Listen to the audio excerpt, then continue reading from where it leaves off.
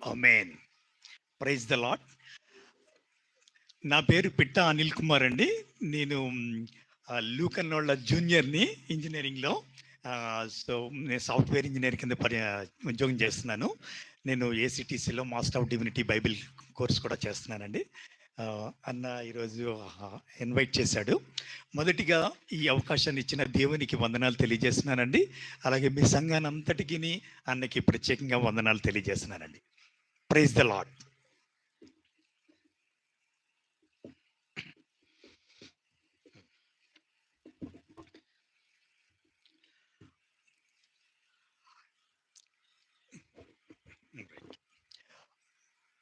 ఈరోజు విశ్రాంతి దినం రోజున మనం అందరూ అన్ని చర్చిల్లోనూ అందరూ కూడా విశ్రాంతి దినమున దేవుని ఆలయానికి వచ్చి ఉదయాన్నే దేవుణ్ణి స్తుతించి ఆరాధించడం మనకి క్రైస్తవ కుటుంబంలో పుట్టిన ప్రతి ఒక్క బిడ్డ చిన్ననాటి నుంచి అలవర్చుకున్నాం. సండే స్కూల్లో దేవుని స్తుతిస్తున్నాం.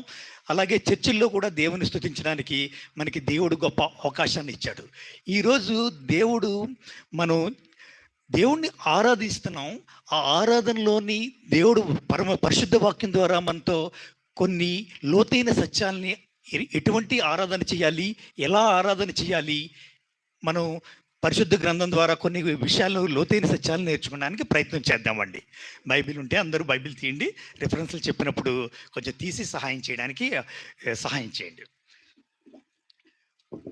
మొట్టమొదటిగా దేవుడు మనకి పరిశుద్ధ గ్రంథాన్ని ఇచ్చాడండి. ఎందుకని? బిఐబిఎల్ఈ బైబిల్ని ఇచ్చాడు, మనకు అనుగ్రహించాడు. అంటే ఈ లోకంలో మనం జీవిస్తున్నంత కాలం దేవుని యొక్క నడతలో ఎలా మనం ఈ జీవితంలో నడుచుకోవాలి అనే ఒక సూచించే గొప్ప బహుమానమే, దేవుని నుంచి వచ్చిన గొప్ప బహుమానమే ఈ బైబిల్ అండి. ఈ బైబిల్లో మనకి 2 భాగాలుగా ఉందండి. పరిశుద్ధ గ్రంథం పాత నిబంధన గ్రంథం, కొత్త నిబంధన గ్రంథం 2 భాగాలుగా మనకి దేవుడు ఇచ్చాడండి. మొత్తం 66 పుస్తకాలు దేవుడు బైబిల్లో పొందుపరచడమైంది. 39 పుస్తకాలని పాత నిబంధనలోను, మిగిలిన 29 పుస్తకాలని మన కొత్త నిబంధనలోను పొందుపరచడం జరిగిందండి.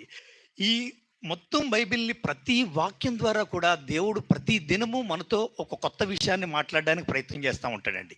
ఆ విషయాన్ని తెలుసుకొని మన జీవితాల్లో అన్వయించుకుంటే దేవుని రాకడికి సిద్ధపడే వారిగా మనం ఉంటామని దేవుని యొక్క ఆశ. మనం ప్రతి వారం వర్షిప్ చేస్తూ ఉంటామండి. ఈ వర్షిప్ని బైబిల్ ఆది యందు పాత నిబంధన గ్రంథము హిబ్రూ భాషలో రాయబడిందండి. కొత్త నిబంధన గ్రంథము గ్రీకు భాషలో రాయబడింది. సో మనం ఏదన్నా బైబిల్లో ఒక వాక్యాన్ని మనం లోతుగా అర్థం చేసుకోవడానికి మనకిచ్చిన తెలుగు బైబిల్లో మ్యాక్సిమం మనం అర్థం చేసుకుంటూ ఉంటామండి. కొన్నిసార్లు ఆదిమ హిబ్రూ భాషల్లోనూ లేకపోతే గ్రీకు భాషల్లోనూ కొన్ని విషయాలు చదివితే ఇంకా దేవుడు భక్తుల ద్వారా మనతో ఏం మాట్లాడుతున్నాడు, దేవుని యొక్క ఉద్దేశం ఏంటనేది తేట తెల్లంగా అర్థం అవడానికి మనకి అర్థమవుతుందండి. అలాగే వర్షిప్ గురించి బైబిల్లో పరిశుద్ధ గ్రంథం ఏం చెప్తుంది అనేది మనం పాత నిబంధన గ్రంథంలో దేవుడు వర్షిప్ గురించి ప్రత్యేకంగా ఏం చెప్పాడు హిబ్రూ భాషలో అని మనం చూసుకుంటే కనుక, హిబ్రూ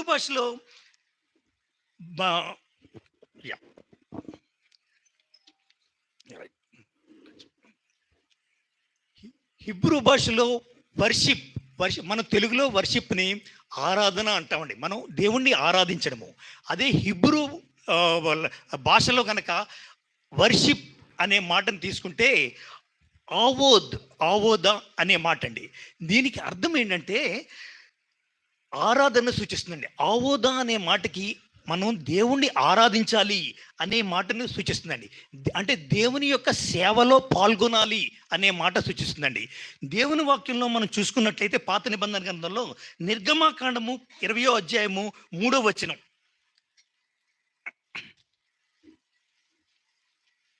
నిర్గమాకాండము 20వ అధ్యాయము 3వ వచనం,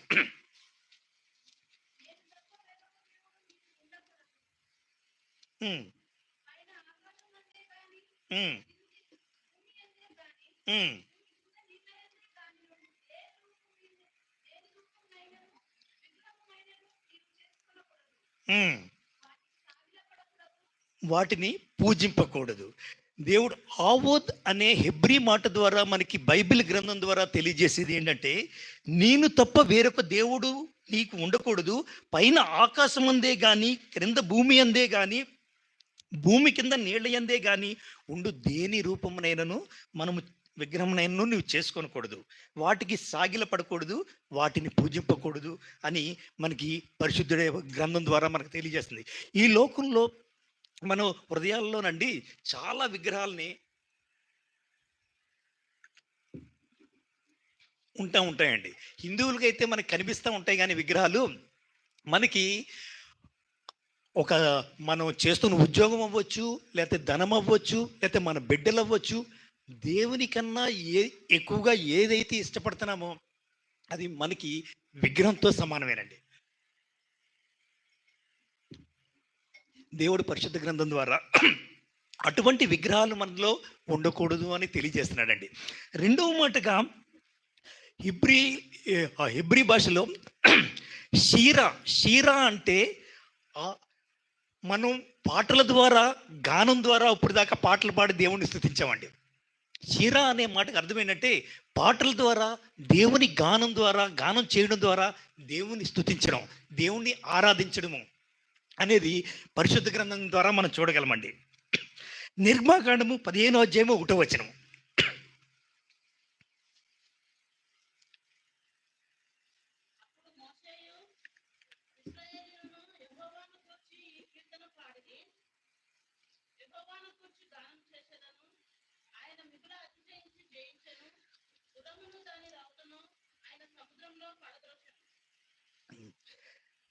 చాలమ్మా. అప్పుడు మోషేయు ఇశ్రాయేలును యెహోవాను గూర్చి కీర్తన పాడిరి, యెహోవాను గూర్చి గానము చేసేదను, ఆయన మిగులు అతిశయించి జయించేదను, గుర్రమును దాని రౌతును ఆయన సముద్రంలో పడదేశను. వారు ప్రభువా, దేవా, సర్వాధికారి, నీ క్రియలు ఘనమైనవి, ఆశ్చర్యమైనవి, యుగ యుగములకు రాజా. మనం పాటల ద్వారా అంటే క్రియల రూపంలో దేవుణ్ణి ఆరాధించడం, గానం ద్వారా దేవుణ్ణి ఆరాధించమని పరిశుద్ధ గ్రంథం ద్వారా మనకు తెలియజేస్తున్నాడండి. మూడవదిగా టెఫిల్లా అనే మాటకి ఏంటంటే, మనం ప్రార్థన ద్వారా పాటల ద్వారా దేవుణ్ణి ఆరాధిస్తాము, వాక్యం ద్వారా ఆరాధిస్తాము, ప్రార్థన ద్వారా కూడా మనం దేవుణ్ణి ఆరాధిస్తూ ఉంటామండి. మనం చర్చిలోకి వచ్చిన తర్వాత ఆరాధనలో ఎక్కువగా పాల్గొని ప్రార్థన ద్వారా ఏకాంతంగా దేవునితో సమయాన్ని గడుపుతామండి. మనం ఎప్పుడు బైబిల్ చదవడం అంటే ఏంటంటే, దేవుడు మనతో మాట్లాడడం, మన జీవితంలో దేవుడు ఏ ఉద్దేశాన్ని కలిగి ఉన్నాడో ఆ ఉద్దేశం తెలియజేసే సాధనమే వాక్యం చదవడము. ప్రార్థన చేయడం అనేది ఏంటంటే, మనము దేవుడితో కమ్యూనికేట్ అయ్యి దేవునితో మాట్లాడేదే ప్రార్థన. సో ప్రార్థన ద్వారా కూడా మనం ఆరాధించాలి. దానికి మొదటి రాజుల గ్రంథంలో 8:28, మొదటి రాజులు 8:28 ఒకళ్ళు నేనే చదువుతున్నానండి, మీరు ఒకళ్ళు తీయండి. అయినను యెహోవా నా దేవా, నీ దాసుడునైన నా ప్రార్థనను విన్నపమును అంగీకరించి ఈ దినమున నీ దాసుడినైన నేను చేయు ప్రార్థనను పెట్టు మొరను ఆలకించుము. ఆయన స్పష్టంగా ఏం చెప్తున్నాడంటే, నీ ప్రార్థన, నువ్వు చేసే ప్రార్థన, నీవు పెట్టే మొర నేను ఆలకిస్తున్నాను. మన ప్రార్థన దేవుడు ఎల్లవేళలా ఏ బిడ్డ ప్రార్థన చేస్తాడా అని దేవుడు మన హృదయం తలుపు దగ్గర ఉండి ఎదురు చూస్తున్నాడండి. మన హృదయాన్ని తలుపు తడుతున్నాడండి. ఏ బిడ్డైనా హృదయపు తలుపులు తీస్తే దేవుడు మన హృదయంలోకి రావడానికి సిద్ధంగా ఉన్నాడు. అన్ని వేళలా దేవుడు మన ప్రార్థన ఆలకించేవాడు. కొన్నిసార్లు మనం అనుకుంటామండి, మన ప్రార్థన చేస్తుంటే మనకి దేవుడిచ్చే ఆశీర్వాదం లేకపోతే దేవుడిచ్చే బహుమానం ఆలస్యం అవుతుందేమో అనుకుంటాం. కానీ దేవుని సమయానికి, మన సమయంలో ఆలస్యం అనుకోవచ్చు, కానీ దేవుని సమయం కరెక్ట్ అయిన సమయం అండి. దేవుడు ఎప్పుడైతే అనుకుంటున్నాడో ఆ తగిన సమయం, దేవుని సమయం మనకి సమస్తము అనుగ్రహించేవాడు ఆయనండి. అందువల్ల ప్రార్థన ద్వారా కూడా మనం ఆయన ఆరాధించాలి. మనం పెట్టే మొరను ఆయన ఆలకించు దేవుడిగా ఉన్నాడని తెలియజేస్తుంది ప్రార్థన. చివరిగా కోర్బాన్ అంటే ఏంటంటే, మనం కానుకలు అర్పిస్తామండి దేవుడికి, మనం బలిలకు అర్పిస్తాం, అర్పణలు అర్పిస్తాం, మనం దశమభాగాలు అర్పిస్తాం. ఇవన్నిటి ద్వారా దేవుణ్ణి స్తుతిస్తాలి అని దేవుడు కోరుకుంటున్నాడండి. బైబిల్లో లేవీకాండము 1:2, 1వ అధ్యాయము 2వ వచనం.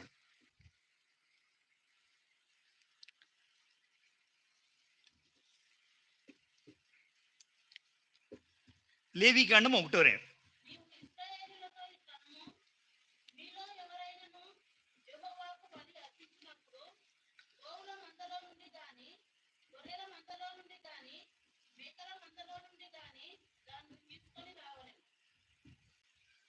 చాలమ్మా.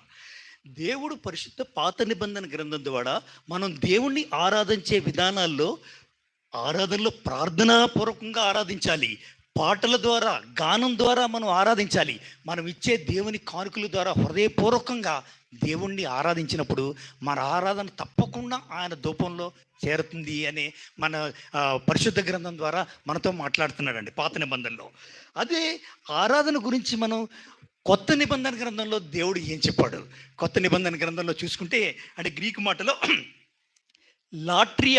లాట్రియా అనే మాట ఆరాధనను సూచిస్తుందని, మనం మతపరంగా దేవుణ్ణి భక్తితో ఎంత ఆరాధిస్తున్నాము అనేది మనకి కొత్త నిబంధన గ్రంథంలో చెప్తాడండి. రోమాపత్రిక 12:1 అండి.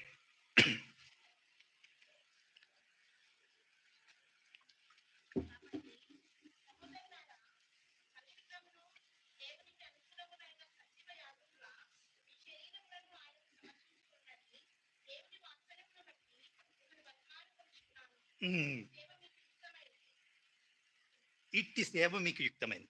కాబట్టి దేవుడు ఏమడుగుతున్నాడంటే, కాబట్టి సహోదరులారా, పరిశుద్ధమును దేవునికి అనుకూలమునైన సజీవ యాగముగా, మన సజీవ యాగంగా మన శరీరాలను ఆయనకు సమర్పించుకోవడం ద్వారా దేవుని వాత్సల్యమును బట్టి మిమ్మల్ని బతిమాలుచున్నాను. అటువంటి సజీవ యాగంగా మనం ఆయన్ని ఆరాధించాలండి. మన పూర్ణ హృదయంతో సజీవ యాగంగా మనం ఆరాధించాలని దేవుడు కొత్త నిబంధన గ్రంథంలో మన కోరుకుంటున్నాడండి. రెండోది ప్రోనైనైసిన్ అనే మాట ద్వారా ఈ గ్రీకు భాషలో ఆరాధన గురించి గొప్పగా చెప్తున్నాడండి. మనం ఈ లోకంలో చాలా ఉద్యోగస్తులను చూస్తూ ఉంటామండి, రాజకీయ నాయకులను చూస్తూ ఉంటామండి, పెద్ద పెద్ద హోదా వాళ్ళని చూస్తామండి. ఆ పెద్ద పెద్ద వాళ్ళు చూసినప్పుడు, ఉన్నతమైన హోదాలో ఉన్నప్పుడు మనకు వాళ్ళకి ఎంతో విధేయత కలిగి ఎంతో సబ్మిసివ్గా మనం ఉంటామండి. అలాంటిది దేవాతి దేవుడు ఈ లోకాలనే సృష్టించిన దేవునికి మనం అంతకన్నా మనం ఎంతో విధేయత చూపించాలని దేవుడు, అటువంటి విధేయతతో మనల్ని ఆరాధించాలని దేవుడు కోరుకుంటున్నాడండి. మనం బైబిల్లో చూసినట్లయితే మత్తయి సువార్త 2:11 నేను చదువుతున్నానండి. తల్లి అయిన మరియను ఆ శిశువును చూచి సాగిలపడి ఆయనను పూజించి తమ పెట్టెలు విప్పి బంగారమును సాంబ్రాణిని బోళమును కానుకలుగా ఆయనకి సమర్పించని. ఆయనకి సాగిలపడి మనం తెచ్చిన కానుకల్ని సమర్పించి ఆయన్ని ఆరాధించాలని దేవుడు ప్రత్యేకంగా దేవుని వాక్యం ద్వారా పరిశుద్ధాత్మ దేవుడు మనతో మాట్లాడుతున్నాడండి. మూడవదిగా మన సంఘాలలో మతపరంగా రొటీన్గా రెగ్యులర్గా మనం ఆరాధిస్తూ ఉంటామండి. అదొక అలవాటు ప్రకారంగా అయిపోతుందండి. కానీ దేవుడు ఏమంటున్నాడంటే, మనల్ని సజీవ యాగంగా హృదయపూర్వకంగా మనం కొన్ని బైబిల్లో కొన్ని మాటల్లో నువ్వు తెచ్చే కానుకలు నాకు అక్కర్లేదు, కానీ నువ్వు సమర్పించే బలిని నేను కోరను, కానీ నీ హృదయాన్నే నేను కోరుతున్నాను అన్నాడండి. మన హృదయపూర్వకంగా ఆయన యొద్ద పాదాలు ఉంచి మోకాళ్ళుని ఆయన ఆరాధిస్తే ఆరాధనకి తగిన జవాబుని మన జీవితాల్లో చూపిస్తాడండి. అటువంటి ఆరాధిస్తూ మనం దేవుని స్తుతించినప్పుడు మనం ఎంతోమందికి దీవెనకరంగా మాదిరికరంగా ఉంటామండి. ఒక 4 ఆత్మీయమైన సత్యాల్ని మనం బైబిల్ నుంచి చూసుకుని మనం ముందుకెళ్దామండి. మనం ఆరాధన గురించి పరిశుద్ధ గ్రంథం ఏం చెప్తుంది అనేది తీసుకున్నాం. పాత నిబంధన గ్రంథంలో, కొత్త నిబంధన గ్రంథంలో అసలు ఆరాధన ఏ విధంగా మనం చెయ్యాలి అనేది మొట్టమొదటిగా తీసుకుంటే ఎడోరెన్స్ అండ్ రెవరెన్స్. మొదటిగా ఆరాధన మరియు గౌరవం అండి. మనం పెద్దవాళ్ళు, తల్లిదండ్రులు అంటేనే, మన టీచర్లు అంటేనే, మన అధికారులు అంటేనే ఎంతో గౌరవాన్ని చూపిస్తూ ఉంటామండి. అంతకు మించి గౌరవంతో ఆరాధించాలి అని బైబిల్ స్పష్టంగా మనకు తెలియజేస్తుందండి. దేవుణ్ణి ఏదో మొక్కుబడిగా మనం ప్రార్థించాము అన్నట్టు కాకుండా ఎంతో గౌరవ మర్యాదలతోటి దేవుణ్ణి ప్రార్థించాలి, దేవుణ్ణి ఆరాధించాలి. ఆరాధనలో అటువంటి గౌరవాన్ని దేవుడు చూస్తాడు అనేది పరిశుద్ధ గ్రంథం ద్వారా మనకు తెలియజేస్తుంది. కీర్తనల గ్రంథము 95:7.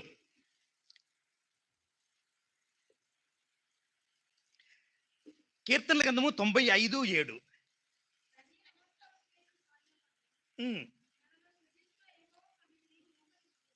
ఉమ్,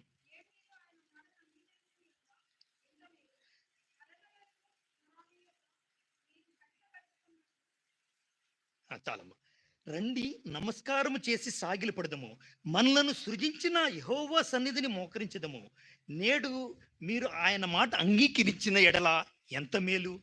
అదే ఇంగ్లీష్లో ఏమంటాడంటే, come let us bow down in worship, let us kneel before the lord our maker.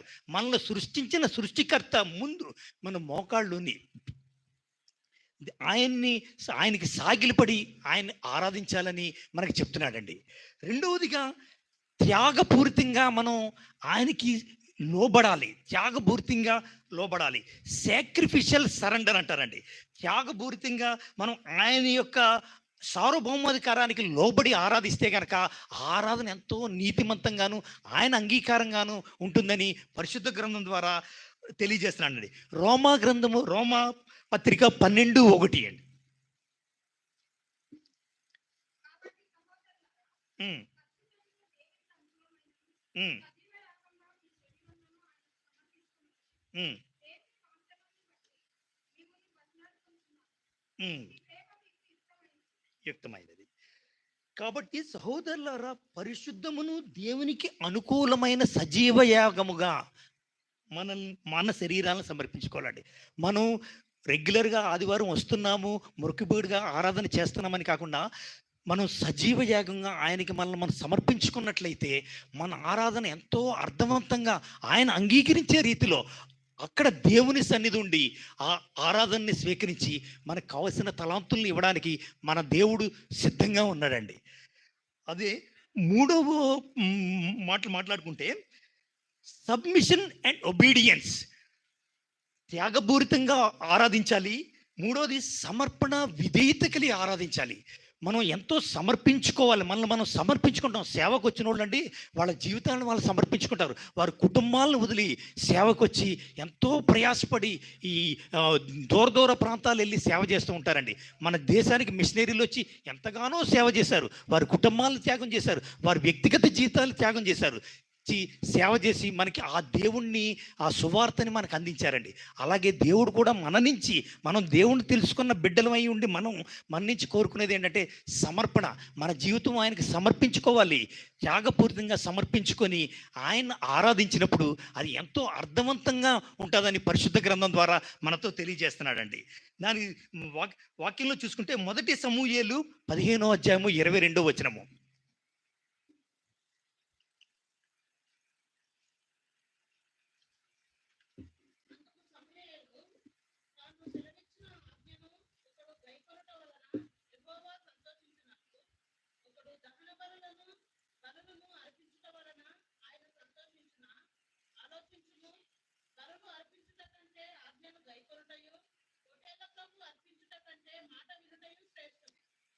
చాలా. అందుకు సమూయేలు తాను సెలవిచ్చిన ఆజ్ఞను ఒకడు గైకొనుట వలన యెహోవా సంతోషించినండి. దేవుడు ఎప్పుడు సంతోషిస్తాడండి? ఆయన ఆజ్ఞను గైకొనుట వల్ల. ఆయన ఇచ్చిన ఆజ్ఞను మనం ఎప్పుడైతే గైకొన్నామో అప్పుడు ఆయన సంతోషిస్తాడని పరిశుద్ధ గ్రంథం తెలియజేస్తుంది. అంతే మాత్రమే కాకుండా ఆయన ఆజ్ఞను గైకొనుట వల్ల యెహోవా సంతోషించినట్లు ఒకడు దహన బలులను అర్పించుటకు వలన ఆయనకు సంతోషమా అనే ప్రశ్న మనం వేస్తున్నాడండి. మనం అర్పించే దహన బలులు ఒకళ్ళు ఇస్తే ఆయనకి సంతోషమా అనే ప్రశ్న వేసి దాని తర్వాత ఆలోచించము. మనం ఈరోజు ఆలోచించాలి, దేవునికి ఇష్టమైంది ఏంటి, దేవునికి అంగీకారమైంది ఏంటి. బలులు అర్పించుట కంటే ఆజ్ఞను గైకొనుటయు, పొట్టేళ్ల కొవ్వు అర్పించుట కంటే మాట వినుటయు శ్రేష్టమండి. మనం ఇచ్చే బలుల కంటే ఆయన ఆజ్ఞను గైకొనుట, మనం ఇచ్చే పొట్టేళ్ల కన్నా ఆయన మాటకు విధేయత కలిగి ఉండుట అనేది దేవుడు కోరుకుంటున్నాడండి. ఆయన ఆజ్ఞకు లోబడి ఆయన మాటకు విధేయత చూపించి మనం ఆరాధన చేసినట్లయితే దేవుని సంతోషిస్తాడని పరిశుద్ధ గ్రంథం ద్వారా మనతో మాట్లాడుతున్నాడండి.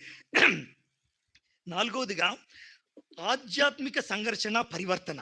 మనం ఆరాధన చేస్తున్నప్పుడు అండి, మనలో హృదయపూర్వకంగా ఆరాధన చేస్తున్నప్పుడు మన ఆత్మీయమైన సంఘర్షణ, దేవునితో మనకున్న అనుబంధం వల్ల సంఘర్షణ మనలో ఏర్పడుతుందండి.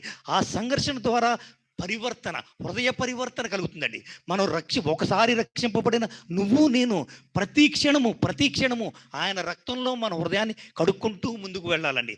మన రక్తాన్ని ఆయన హృదయం మన హృదయాన్ని ఆయన రక్తంలో కడుక్కుంటూ ప్రతి దినము మనకు ముందుకు వెళ్తూ ఉండాలండి.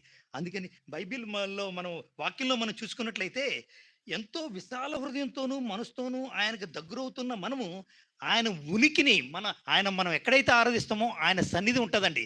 ఆయన సన్నిధిని మనం తాకినప్పుడు, ఆయన ఉనికిని మనము పొందుకున్నప్పుడు మన హృదయంలో పరివర్తన కలిగి ఉంటుందండి. కీర్తనల గ్రంథము 27:4.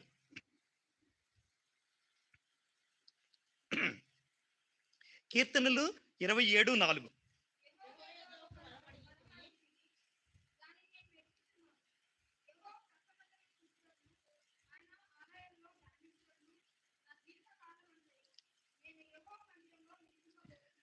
దావీదు భక్తుడు అంటున్నాడండి ఈ కీర్తన ద్వారా, యెహోవా వద్ద ఒక వరం అడిగి తిని దానిని నేను వెతుకుచున్నాను. యెహోవా ప్రసన్నతను చూచుటకును ఆయన ఆలయంలో ధ్యానించుటకును నా జీవిత కాలమంతయు నేను యెహోవా మందిరంలో నివసింపగోరుచున్నాను. మనం జనరల్గా ప్రతి ఆదివారం వచ్చి దేవుణ్ణి ఆరాధిస్తూ ఉంటామండి, దేవాలయంకి వచ్చి, లేకపోతే పండగలకి వచ్చి ఆరాధిస్తామండి, స్పెషల్ మీటింగ్స్ పెట్టినప్పుడు ఆరాధిస్తామండి. దావీదు భక్తుడు ఇక్కడ ఏమన్నాడంటే, ఆయన ఒక కోరిక వరం అడిగి తిని ఆయన ప్రసన్నతను చూచుటకు ఆలయములో జీవితాంతము, ఆయన బ్రతికున్న జీవితాంతము కూడా ఆయన ఆలయములో నివసింపగోరుచున్నానండి. ఈ రోజున నువ్వు నేను, దేవుడు అంటున్నాడండి, మనం 4 గోడల మధ్య దేవుణ్ణి ఆరాధించడం కాదు, మన హృదయమే దేవుని ఆలయం అండి. మన హృదయం దేవునికి ఆలయము. ఆ ఆలయంలో మనం ఎక్కడ ఉద్యోగంలో ఉన్నా, ఏ పనిలో ఉన్నప్పటికీ, ఎక్కడ ప్రయాణంలో ఉన్నప్పటికీ దేవుణ్ణి స్తుతిస్తూ, దేవుణ్ణి ఆరాధిస్తూ, దేవునితో కనెక్ట్ అయ్యి మనం ఉన్నప్పుడు దేవుడు మన మార్గాన్ని సరళం చేస్తాడండి. బైబిల్లో ఎంతోమంది భక్తులు, యేసేపు, యోబు లాంటి గొప్ప గొప్ప భక్తులు, ఆయన మార్గాల్లో ఆయన నీతిగా ఎంచబడిన ప్రజలు ఉన్నారండి. మనం నిరంతరం కనుక మంచిగా ఆయనతో కనెక్ట్ అయ్యి ఆరాధిస్తుంటే కనుక మన మార్గం సరళం చేసి మన ఎటువంటి ఆపదల్లో వెళ్ళినప్పటికీ ఆయన కాచువాడు, లోయల్లో పడినప్పటికీ కాచువాడు ఆయనే. చివరిగా మన ఆరాధన ఎలా ఉండాలంటేనండి, మనం ప్రతి ఒక్కరికి మన జీవిత యొక్క శైలి ఉంటుందండి. ఒక్కో దేశంలో పుట్టిన వాళ్ళ జీవిత శైలి ప్రకారంగా జీవిస్తూ ఉంటారు. మనం ఆరాధన కూడా ఒక లైఫ్ స్టైల్, మన జీవిత యొక్క ఆరాధన శైలి దేవునికి అనుకూలంగా ఉండాలండి. దాని గురించి పరిశుద్ధ గ్రంథం ఏం చెప్తున్నాడంటే, విశ్వాసులు తమ ఆలోచనలు, మాటల ద్వారా, చర్యల ద్వారా, క్రియల ద్వారా కూడా ఆయన్ని మహిమపరుస్తూ దేవునితో స్థిరమైన సహవాసంలో ఉండాలండి. ఏంటండి, మన మాటల ద్వారా, మన ఆలోచనల ద్వారా, మన చర్యల ద్వారా, మన క్రియల ద్వారా ఆయన ఎల్లవేళలా మహింపరుస్తూ ఆయన్ని ఆరాధిస్తూ ఉండమని, అటువంటి జీవన విధానం ఆరాధనలో కలిగి ఉండాలని దేవుడు మనల్ని కోరుకుంటున్నాడండి. మొత్తంగా మనం దేవుణ్ణి గౌరవంతో ఆరాధించాలి. దేవునికి వచ్చాము, దేవుడు ఇక్కడ ఈ ప్రదేశంలో ఉన్నాడు, దేవుని సన్నిధి ఉంది. మనకంటే పై అధికారి ఉన్నప్పుడు, లేకపోతే మన టీచర్లు ఉన్నప్పుడు ఎంత ఒబీడియంట్గా ఉంటామో క్లాసులో, ఆ టీచర్ బయటికి వెళ్ళినప్పుడు పిల్లలందరూ అలా చేస్తూ ఉంటారు. టీచర్ వచ్చినప్పుడు ఎంతో కామ్గా విధేయతగా ఉంటారు. అలాగే ఇక్కడ దేవుని సన్నిధి ఉంది అని ఎప్పుడైతే మనం అడుగు లోపల పెట్టామో, దేవుని సన్నిధి ఉందని గౌరవంతో ఆరాధించాలి మొట్టమొదటిగా. రెండవదిగా త్యాగపూరితంగా మనం ఆరాధించాలి. మూడవదిగా సమర్పణ, విధేయత కలిగి ఆరాధించాలి. నాలుగవదిగా ఆత్మీయ సంఘర్షణ. మనం దేవుని ఉనికిని ఎప్పుడైతే స్పర్శించామో, దేవుని యొక్క ఉనికిని మనం ఎప్పుడైతే అనుభవించామో, అప్పుడు మనలో ఉన్న సంఘర్షణ వల్ల మన యొక్క హృదయ పరివర్తన కలుగుతుందండి. చివరిగా మన యొక్క ఆరాధన జీవన శైలి మన మాటల ద్వారా, క్రియల ద్వారా, పనుల ద్వారా, మన ప్రవర్తన అంతటి ద్వారా దేవుణ్ణి ఆరాధించాలి. అటువంటి ఆరాధనని మన జీవితంలో కలిగి ఉండాలి, ఒక జీవన శైలిగా కలిగి ఉండాలని దేవుడు పరిశుద్ధ గ్రంథం ద్వారా మనకు తెలియజేస్తున్నాడండి. చివరిగా రెండు మాటలండి. మనం సువార్త దేవుణ్ణి తెలుసుకున్న మనము, రక్షణ పొందిన మనము సువార్త చాటాలి, దేవుని గురించి పరిచయం చేయాలి అని అంటూ ఉంటారండి. చాలామంది దేవుని సేవకులు మాత్రమే సువార్తని చాటుతూ ఉంటారు. మిగిలిన వాళ్ళందరూ మనం ఆదివారం వస్తాము, దేవుని స్తుతిస్తాము, మన ఉద్యోగాలు పడతామండి. ప్రతి ఒక్కరి మీద దేవుని సువార్త ప్రకటించాలి అనే బాధ్యత ఉందండి. ఒక స్కాలర్ అంటాడండి, మనం ఏమి చెప్పక్కర్లే, మన జీవితం ద్వారా, మన నడవడిక ద్వారా ఎదుటి వారికి సువార్తను అందజేయాలి. అదే మన ప్రతి క్రైస్తవుడు, ప్రతి రక్షణ పొందిన బిడ్డ కూడా ఒక 5వ సువార్తలా ఉండాలని దేవుడు ఈ రోజున కోరుకుంటున్నాడండి. మన బైబిల్లో 4 సువార్తలు ఉన్నాయండి. ఆ 4 సువార్తతో పాటు 5వ సువార్త ఏంటి అంటే మన జీవితమే ఒక సువార్తలా ఉండి మనల్ని చూస్తేనే ఈయన క్రీస్తుని నమ్ముకున్న బిడ్డ అని తెలియాలి. అటువంటి ప్రవర్తన మనం కలిగి ఉండాలని దేవుడు ఈరోజు మనతో మాట్లాడుతున్నాడండి. ఇటువంటి ఆరాధన కలిగి ఉండాలని మనం చర్చిలోనే లేకపోతే ఆ మీటింగ్లోనే కాకుండా మన దినదినము కూడా ఆయన స్తుతిస్తూ ఆయనకి దగ్గరవుతూ ఉన్నప్పుడు మన జీవితంలో వచ్చిన ప్రతి సమస్యను తొలగించడు, కానీ సమస్యని ఎదుర్కొనే శక్తిని మనకిస్తాడండి దేవుడు. ఎప్పుడైనా చాలామంది అడుగుతూ ఉంటారు, క్రైస్తవులకి అనారోగ్యాలు రావా లేకపోతే పాస్టర్కి రావా అని. దేవుడు వచ్చినా దాన్ని ధైర్యంగా ఎదుర్కొనే శక్తిని మనకిస్తాడండి. నేను ఒకసారి ఆఫీస్కి వెళ్తుంటే ఒక ఆలోచన వచ్చింది, ఏదో మనసు బాగా వేదన కలిగి ఆలోచిస్తూ ఉండంటే అప్పుడు ఒక మాట గుర్తొచ్చిందండి. ఏంటి ప్రభా, నాకే ఎందుకు ఇంత బాధ వచ్చింది అని ఆలోచిస్తూ ఉంటుంటే దేవుడు ఆ డ్రైవింగ్లోనే ఒక వాక్యం ద్వారా మాట్లాడండి. నువ్వు భరించలేనంత భారాన్ని, కష్టాన్ని నీకు ఇవ్వడు. నీకు ఏదన్నా కష్టము వచ్చింది అంటే నువ్వు భరించగలిగే శక్తి నీకు ఇచ్చాడు దేవుడు. నేను భరించలేకపోతే దేవుడు ఇవ్వడు అని నాకు వాక్యం చెప్పాడు కదా.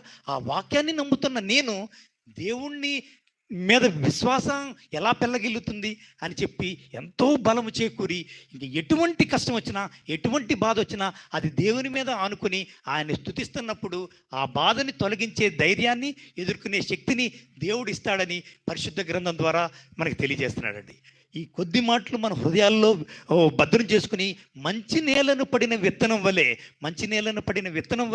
ఈ మన హృదయాలు ఫలించాలని, 100 60 ఫలించాలని దేవుణ్ణి కోరుకుంటూ అందరూ తలలు వంచండి, చిన్న ప్రార్థన చేసుకుందాం. మనం అందరూ ఆలోచించుకుందాం, మన ఆరాధన ఏ రకంగా ఉంది, ఎంత గౌరవంతో దేవుణ్ణి ఆరాధిస్తున్నాము అనేది మనం ఆలోచించుకుని చిన్న ప్రార్థన చేద్దాం. అందరూ తలలు వంచి కళ్ళు మూసుకోండి.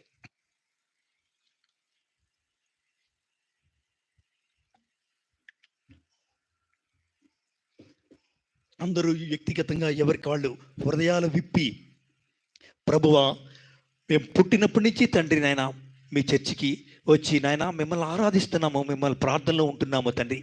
ఎంత గౌరవంగా నాయన మీరు అంటే మేము ప్రార్థించగలుగుతున్నాము తండ్రి. మా అధికారులు అంటే మేము చాలా గౌరవంగా ఉంటున్నాం తండ్రి. మీరంటే నాయన మేము ఎంత గౌరవం ఇస్తున్నాము తండ్రి. అన్నిటికీ రాజులకు రాజు తండ్రి నాయన, సర్వశక్తిమంతుడు ప్రభా, నువ్వు ఈ లోకంలో ఈ రాజ్యాలనే సృష్టించిన దేవుడు తండ్రి నాయన.